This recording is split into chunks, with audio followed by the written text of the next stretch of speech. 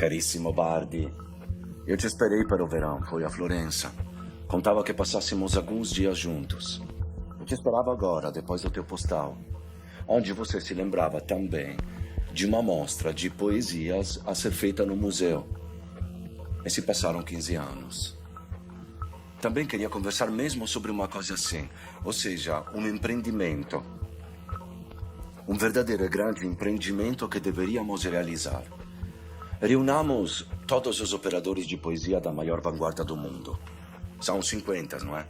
São todos amigos. Estão todos à mão. Na Europa, nos Estados Unidos, na América, no Japão. Mais realizadores, diretores, operadores, técnicos. Vamos reuni-los em São Paulo. Ou melhor, no Museu de Arte. Ou se não, em qualquer lugar. Vamos gravá-los em fitas, reproduzi-los eletronicamente, transistorizá-los, fotocelularizá-los, discografá-los, cinematografá-los, seja em poemas escritos ou happening. E depois, juntos, mostremos edições de 15 anos de vanguarda. Invenções, antiguidades, de tipografia ou de outro tipo. Com esse material, vamos criar os novos, inauditos, nunca ouvidos horizontes sonoros de logos fonos, com megafones colocados sobre as árvores, sonorizando as florestas, os arranha-céus, animando a fumaça e ainda jukebox sobre os postes telegráficos, nos portos, nas estradas, nos bares, lojas e, enfim, novos panoramas sonoros da cidade. Um festival universal. Todo o material poderia ser levado pela cidade do mundo. Tobago, São Francisco, Houston, Nápoles, Paris, Londres. Ou seja, onde conseguiríamos. De toda forma, é uma coisa que pensei em fazer com você. Ou nada. Pense nisso. Só por um momento. Apresentar Villa não é simples. Emílio Villa é um gênio praticamente renascentista. É um gênio multiforme que foi tradutor, foi poeta, grande poeta, foi pintor e foi, sobretudo, também crítico de arte. Dizer sobretudo também é pouco, porque, afinal de contas, em todas essas incursões ele tinha uma excelência grandiosa. As duas perguntas que poderia se fazer é, por um lado, como é possível que Villa seja como um gênio renascentista? Podemos citar os gênios que conhecemos, que todo mundo conhece, o Leonardo, o Michelangelo, os poetas, Dante, estou falando sempre do universo italiano, da onde ele vinha. Se trata de grandes gênios poliformes que faziam de tudo em muitas direções, e Villa é um deles, só que completamente anacrônico. Ou seja, numa época em que não existem mais gênios universais, ou são muito poucos eles. E Villa, com certeza, era um deles. Em todas as artes que ele fazia a sua incursão, inclusive não mencionei a museologia, ele tinha uma visão própria, idiosincrática, e uma erudição imensa. Pense-se que ele, como tradutor, traduziu do grego, do hebraico, do assiro-babilonês, as tabuletas mesopotâmicas, que ele era um dos poucos italianos e internacionalmente especialista internacional que podia traduzir isso, e depois de outras línguas como francês, inglês e assim por diante. Mas não era só um tradutor. Ele era um tradutor aprofundado. Ele traduzia toda a Odisseia de Homero. Escreveu uma nota do tradutor na qual ele identifica uma visão e uma interpretação completamente diferente das que foram feitas. Na opinião dele, por exemplo, os deuses que são nomeados, na verdade, representam uma versão mnemônica para a memória de deuses ligados a animais aos quais eram devotos.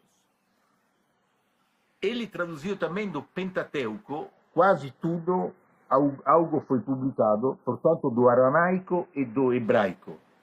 Ele fala dessa grande epopeia que transmite a dor do povo hebraico, do povo judaico, dentro desses livros do Pentateuco. E suas traduções são altamente apreciadas, ainda hoje. Mas, ao mesmo tempo, ele é um criador. Criador no sentido bíblico, de certa forma. Digo no sentido bíblico, na Gênesis, no versículo 3 do primeiro capítulo do Gênesis, quando Deus disse luz e luz foi. Villa usa esse tipo de instrumento performático da palavra para criar grandes mitos, como Lucio Fontana e Alberto Burri. Lucio Fontana é um pintor, aquele dos rasgações de sacos, como é conhecido, é um pintor que ele trouxe para a primeira Bienal de Arte de São Paulo, em 1951, e Alberto Burri, a Alberto Burri ele dedica uma crítica de arte que ao mesmo tempo é um poema, que ao mesmo tempo é um poema de criação. Nossa modesta cosmogonia, composita elegia attonita, epos por instantâneos, tragédias cotidianas, miniaturas rapsódicas das grandes formações do tempo que ocorreram sem vestígios ou eventuais, o grande sangue. Ele parte da cosmogonia, do universo grande, de coisas cósmicas enormes, para chegar depois diminuindo como se fosse uma música às águas do rio Adda, que é um pequeno rio, pequeno, não tão pequeno, rio da região de nascimento dele, a Lombardia. As pegadas do mundo sem descanso, a lei que dita escrímulos aos fragmentos de visão, a ser montada como matéria e surpresa, a digressão profética das linhas que modelaram as formas dos arquipélagos e o brasão das penínsulas e o esqueleto das trutas nas águas do Adda. Ele espera um momento, respira e agora afirma em tom profético: Burri Alberto, ao invés de dizer Alberto Burri, Burri Alberto cultiva como em vidro, na verdade como em linho, essas anatomias contráteis de organismos não expressos, incertos entre uma aparência de materiais biológicos fora de uso e um ideal de universos ultra rápidos entre o gigantismo e o mínimo. Villa vai, portanto, desse enorme cósmico, bíblico, profético, até o mínimo fragmento da obra ou da visão do mundo. E, na verdade, eu disse, uma primeira pergunta é: existem gênios renascentistas? E a resposta, um pouco retórica, é sim. Villa é um gênio renascentista, nos dias de hoje anacrônico. A segunda pergunta é ao contrário: mas como é possível que um gênio renascentista, que um gênio de tanta capacidade, tenha sido quase que esquecido pelas histórias da literatura ou histórias da arte, e só poucos conhecidos são seus apreciadores? Como é possível? Imbaúba, ginnastica e divina liturgia è la pigrizia, l'argento senza le foglie, le ossa del sogno, l'analisi delle arterie. Chi può degli dei maledire le arterie vuote?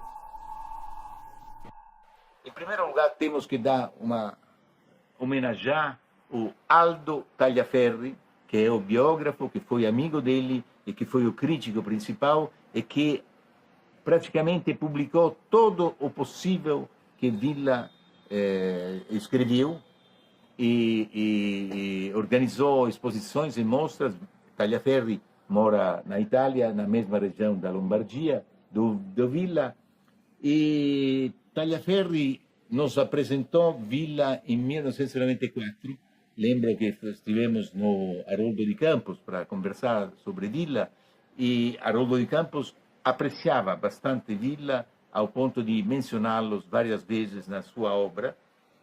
E, na verdade, Tagliaferri apontou para uma questão que talvez fosse ínsita no Villa, que é dele se tratar como clandestino, dele estar clandestinamente dentro da esfera terrestre e, portanto, nunca aparecer ao lado dos grandes astros que ele criava ou dos quais que ele falava.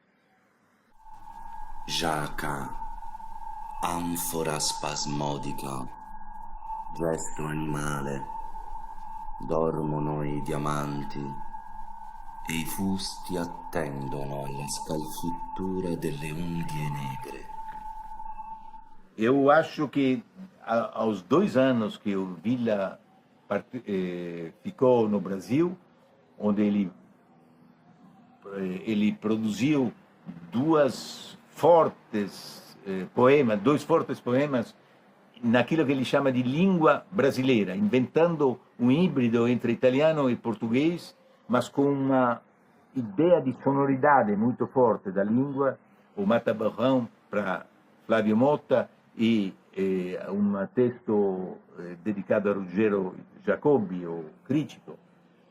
E esses 2 anos proliferaram e deixaram rastros. Deixaram rastros porque talvez influenciou realmente nos grandes. A questão é contraditória. Nós conversamos com Augusto de Campos, o grande poeta, e ele foi muito gentil, mas negou que tivesse tido um contato maior com Villa, embora Haroldo tinha tido esse contato com certeza, ele nos disse na época. E Villa influenciou Valdemar Cordeiro e talvez a Mira Schendel, que na época era muito jovem, que estava começando. E, de qualquer forma, tem algo interessante nesse Mata Borrão que vocês vão ouvir agora na voz do Alvise. O poema faz com que Villa se torne um poeta brasileiro também. É curioso, é paradoxal, e o paradoxo faz parte da visão do Villa, que um poeta que esteve aqui há alguns anos, mesmo só 2 anos, que escreveu 2 poemas em língua brasileira e mais um texto, Os Linguistas São Enfadonhos e Inúteis, e mais uma cronologia para o primeiro encontro, para a primeira Bienal, sobre a arte dos primórdios até a arte odierna, Villa pode ser considerado também do universo poético brasileiro, porque não existem fronteiras na poesia, e porque Villa, com certeza, é um grande nosso, que contribui grandemente à cultura brasileira, assim como à cultura italiana e àquela internacional. Eu diria Lemme Encantado. E então, uma nuviosa designação de continentes involuntários por jogos, nasais, fundos jogos, acende. Ao longe, entre os anos desperdidos itinerantes, como faíscas de amarguras, abdominais, como bichos de cristal na nunca muda, acende. O nome mais amado, mais lindo milagre. E o quem diz agora. E o quem cai no corte mítico do mundo, nas luminosas, trovejadas gerações dos nomes léxico. Jejum é fresco como prado de espinafre de treva, no recôncavo, pálidas requisições de ecos, e espirros e réplicas, ânforas anoitecidas no pulmão gigante, palpitantes gengivas, cenouras, africanas, paleoafricanas, proto-africanas, coxas, rascadas ou abertas, polpas de abóboras, ideias, agora, nectitudo persistente, truncada também, devagarzinha. Pietro Maria Bardi, fundador do MASP, conheceu Emílio Villa em Roma durante a Segunda Guerra Mundial. o poeta vivía de bicos, escribiendo textos para revistas literarias y para galerías de arte. Por intermediario di Bardi, ele tornou-se colaborador da revista de arte Lo Stile, dirigida por Gio Ponti. In seguida, Bardi contrattou na Galleria Studio di Arte Palma, fondata in società con il restaurador Mario Modestini e Francesco Monotti. A galeria serviu de base na Itália para a realização de pioneiros projetos culturais para o MASP, recém-fundado em 1947, graças ao patrocínio de Assis Chateaubriand. Nasceram assim as exposições didáticas e as vitrines de arte aplicada, que foram planejadas pelos colaboradores do Estúdio de Arte Palma. Durante os 2 anos de preparação, Villa foi o correspondente principal de Bardi, coordenou uma equipe de importantes arquitetos, arqueólogos e historiadores da arte, elaborou a estrutura teórica das exposições, selecionou os conteúdos, planejou a sucessão das pranchas, escreveu as legendas, classificou as fotos, procurou o material para as vitrines, mantendo Bardi continuamente atualizado sobre o desenvolvimento do trabalho, dando ideias e sugerindo novas propostas. Na inauguração, então, os espaços do MASP apresentariam, ao lado de pinturas e esculturas originais, as exposições didáticas, milhares de fotos, reproduções e legendas instaladas sobre painéis, dentro de estruturas em tubos de aço, cujo objetivo era traçar um panorama amplo e detalhado da história. Haveria também vitrines com objetos selectos de uso cotidiano das várias épocas, com a finalidade de dar ao visitante o sabor e o ar autêntico do tempo. Em Roma, Villa foi o principal interlocutor de Bardi também para a mostra do MASP, intitulada História da Filosofia desde a Pré-História até Mondrian, realizzata nel 1948.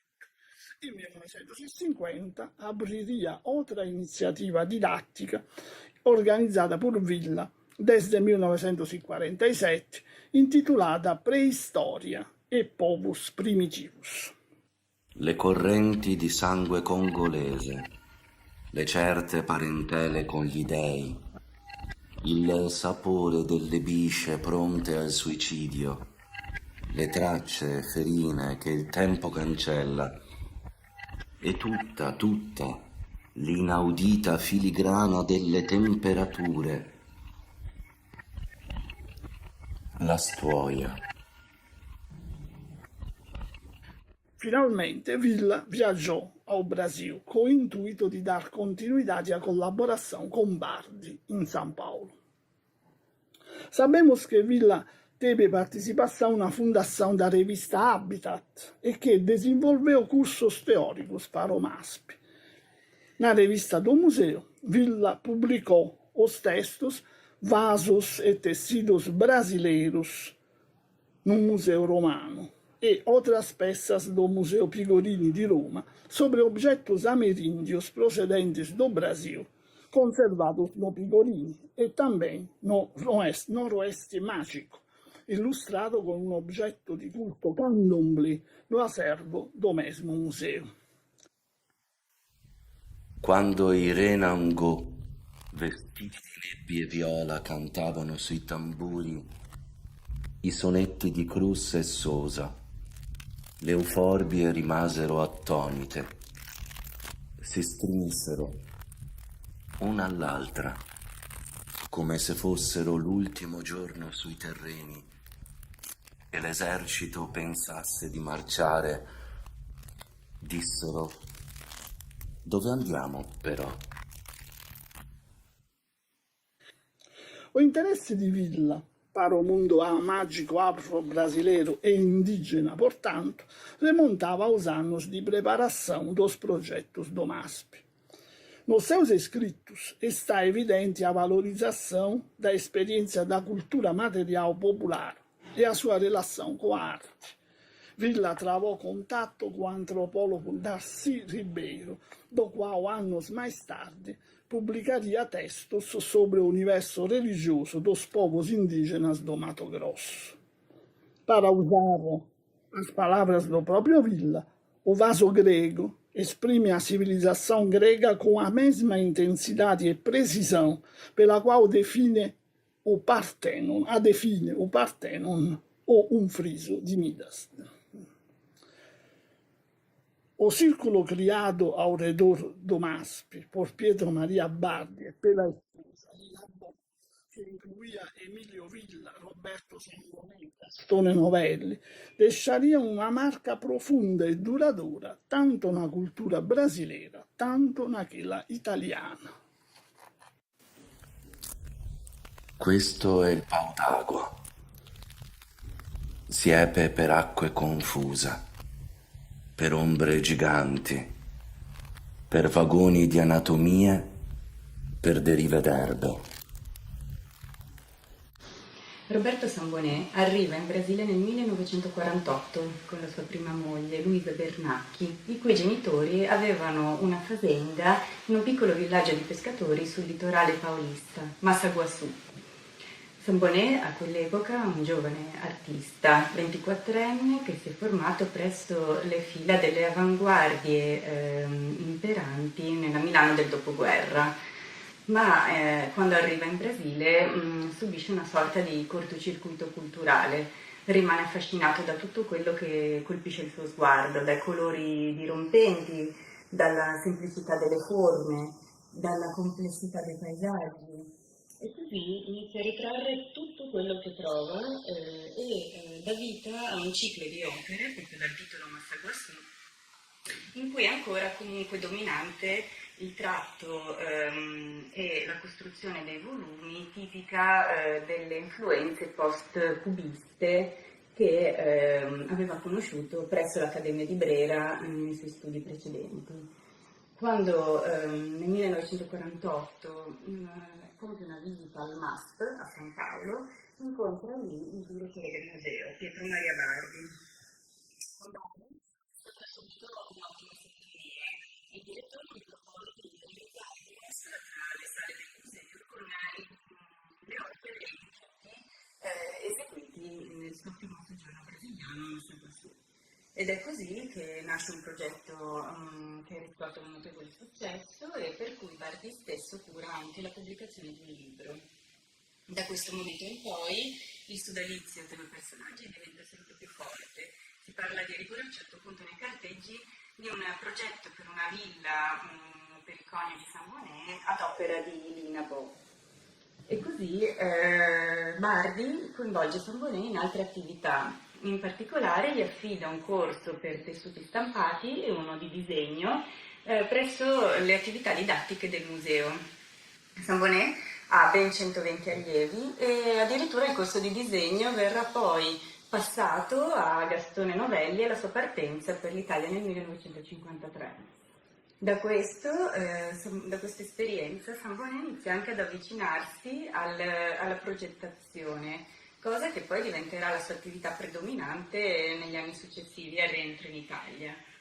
Un altro episodio che contribuisce a cambiare moltissimo la visione e l'immaginario artistico del giovane artista è la sua visita presso l'ospedale psichiatrico di Juquerí, un ospedale enorme con oltre 50.000 malati ricoverati a 50 km da San Paolo. Presso questo ospedale Sambonè si ferma qualche mese e inizia a ritrarre i ricoverati, dando vita a un altro ciclo di disegni che sono impressionanti per la semplicità delle linee, ma allo stesso tempo per l'incisività con cui le patologie vengono ritrattate. A parte questo episodio, ritorna poi a collaborare con Bardi, che gli affida la realizzazione della prima sfilata di moda brasiliana, il primeiro desfile da moda brasileira, che si tiene proprio presso il museo e per cui Sambonè con sua moglie disegnano tutti i bozzetti degli abiti, gli accessori e anche curano l'immagine grafica dell'evento, che riscuote un grande successo in tutta la nazione. E a questo punto Sambonnet ha compiuto un primo percorso importante nella sua carriera e nel 1953, proprio prima di rientrare in Italia, realizza un capolavoro editoriale che si chiama 22 cause più uno, in cui i suoi disegni di flora brasiliana confluiscono in un libro preziosissimo insieme alle parole di Emilio Villa e alla grafica di Max Huber. Da questi disegni si evince proprio che la purezza della linea e la struttura che intera nei tratti sta dando vita a quello che diventerà poi il suo elemento fondamentale nella realizzazione di progetti di design, fatto per l'era. E protagonisti del design internazionale del Novecento.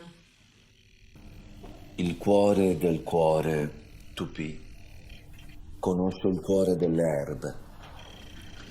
L'occhio dell'occhio, Tupì, investe il riverbero delle acque segrete nell'erba. La pianta del piede, Tupì, calca i delicati labirinti delle erbe. E io registro il vento que carezza le erbe, Tupì. O coração do coração tupi conhece o coração das ervas. O olho do olho tupi afeta a reverberação das águas secretas na erva. A planta do pé tupi calca os delicados labirintos das ervas. E eu registro o vento que acaricia as ervas tupi. Tradução de versos de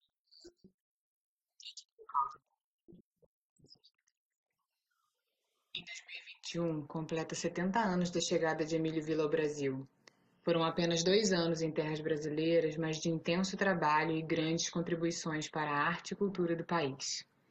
Emílio Villa escreveu sobre a língua e a cultura brasileira. Encantou-se com a arte de Roberto Sambonnet, um olhar de um Brasil menos pictórico, menos Copacabana e norte-americano, mas um Brasil exuberante, nas suas superfícies mais íntimas e secretas, nas palavras do próprio Villa. Essa relação vai se aprofundar com o livro 22 cause più uno.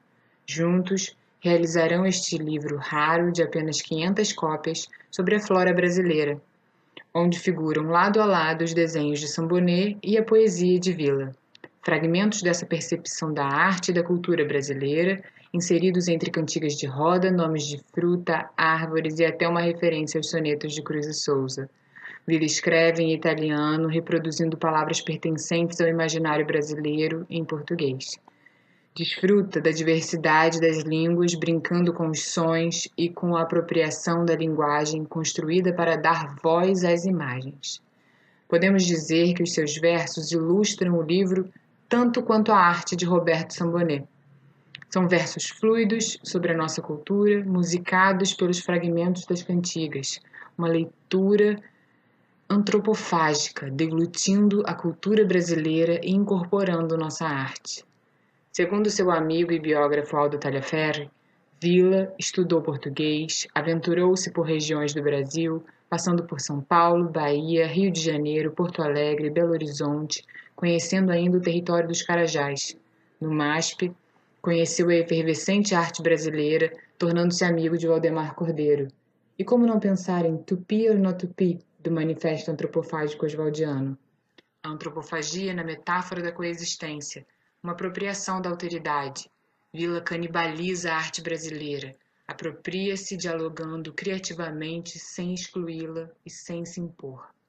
A antropofagia, enquanto conceito, dialoga com as vanguardas, com o ideal de produzir algo totalmente novo, contendo a concepção de antropofágico, de deglutir a arte e transformá-la. Fragmento. Poesia pigrizia e irrigidita con un braccio appesa al ramo dell'albero della scienza del bene e del male. Cioè, è una scimmia che sta in Brasile sempre appesa con un braccio al ramo di un albero. È la preguiça. O reflexo dessa leitura perdurará e ainda nos anos 80 ficará marcado nos versos de Poesia é metapoesia, manuscrita em 9 folhas soltas, não numeradas, escritas como o Jogo da Amarelinha de Cortázar ou Lance de Dados de Mallarmé. Uma leitura labiríntica, um perder-se nos versos soltos, a leitura condicionada apenas à escolha, à sorte do leitor. Nos versos, Villa compara a palavra poesia com o bicho preguiça. Poesia é preguiça enrijecida com o braço pendurado ao ramo da árvore da ciência, do bem e do mal. Isto é uma símia que está no Brasil sempre pendurada com o braço ao ramo de uma árvore. É a preguiça. Villa vai relembrar essa passagem pelo Brasil e fará a ligação entre a árvore da ciência do bem e do mal, a árvore bíblica da Gênesis traduzida nos anos 60, e a preguiça, o pecado bíblico ou o animal brasileiro. Uma poesia escrita em metapoesia é uma arte que se contempla no espelho, disserta sobre si mesma, versa-se sobre o ser e fazer poesia. Poesia é um labirinto, uma constelação de versos soltos que se completam e se confundem. São folhas soltas de poemas fluidos e completos. O poeta, dando voz à poesia, narra a sua criação arte. A poesia, segundo a construção de identidade, onde o poeta interpreta como em um ato cênico o próprio ato de criação. A poesia espelhada, em seu momento de criação, revela o ato e o criador, desvela sua arte anabim, espelhada pelo documento. Em um oceano de experiência poética, o teatrólogo e crítico Ruggiero Jacobi narra o encontro de Emílio Villa com os concretistas e sobre esse poema, Carta para Ruggiero Jacobi, ele diz: Villa rapidamente tornou-se um inquietante e contestado profeta para aqueles que deveriam ser os precursores do concretismo brasileiro, os irmãos Augusto Herói de Campos, Décio Pinhatari e o pintor Valdemar Cordeiro. Esse último falava italiano perfeitamente, fazia comunicação entre eles. De resto, Emílio aprendeu português rapidamente, do seu jeito, tanto que muitos anos depois, quando já estávamos de volta à Itália, se lê no seu livro Eurário uma poesia dedicada a mim, em lusitano macarrônico, onde, entre outras coisas, Emílio mudava gênero, sexo, de todas as hortaliças e as frutas da flora e da cozinha tropical. Nesta carta para Ruggiero Jacobi, Villa escreve em língua brasileira, uma língua sua própria: então eu gosto do aipo, do alecrim, da couve, da água antártica, dos cheiros tropicais. Villa traduziu arte em versos quando escreveu sobre Alberto Burri, Roberto Mata, Lúcio Fontana e Roberto Sambonnet, entre muitos outros artistas plásticos a quem dedicou grande parte da sua vida. A arte da palavra, das línguas e da linguagem estaria diretamente ligada à vida desse grande entusiasta. Villa foi incandescente. Sua vida uma amálgama de arte. Consumate tutte le altezze, palma imperiale. Saremo prossimi amici, tutti, nell'ordine rigido e organico. Depois do seu retorno do Brasil, Villa voltou a se dedicar à crítica de arte à sua maneira peculiar. A experiência do MASP reforçou nele a convicção de que o crítico deveria participar da criação dos artistas. Como ele diz, a crítica chega sempre atrasada e às vezes nem chega. De fato, da frequentação constante dos ateliês e das galerias. A posição do crítico, para ele, era ambígua, in parte parassitaria, in parte generativa, da arte che agride, como ele escreveu. Partidário das poéticas abstracionistas, a aposta de Villa era trazer à tona a mecânica da criação, não a interpretação da imagem, subvertendo a sequência tradicional obra crítica, que para ele significava o atraso. Buscava assim ajudar os artistas a compreender e esclarecer o valor do seu próprio fazer, estimulando-os a ir além, até as últimas consequências. In 1947, quando trabalhava nos projetos para o MASP, Villa escreveu a apresentação da Mostra Romana do Grupo Forma 1, formado por jovens artistas que ambicionavam novas formas de expressão abstrata, se contrapondo aos experimentos repetitivos dos seguidores da vanguarda cubista e ao realismo socialista. Villa, inspirado no amigo Lúcio Fontana, promovia poéticas do gesto, da ação e da matéria. Em 1953, Villa passou a dirigir com Ettore Colla a revista mensal Arti Visive, da Fondação Origine, nascido da breve esperienza do gruppo com o mesmo nome, composto por Mario Ballocco, Alberto Burri, Giuseppe Capogrossi e Ettore Colla. Villa promoveu de maneira decisiva a poética radical de Burri, com seus sacos feitos de tela de jutas usadas, furadas, desgastadas, seus ferros soldados e fundidos, suas madeiras queimadas e furadas pela chama do maçarico. Da mesma forma, destacou a importância do gesto e da pintura no surrealista Sebastián Matta, então residente in Itália. Foi amigo de muitos artistas que conheceram o poeta brasileiro Murilo Mendes, que desde 1957 dava aula de literatura brasileira na Universidade de Roma. Nas páginas da revista Arti Visive aparecem de várias formas lembranças da sua experiência brasileira.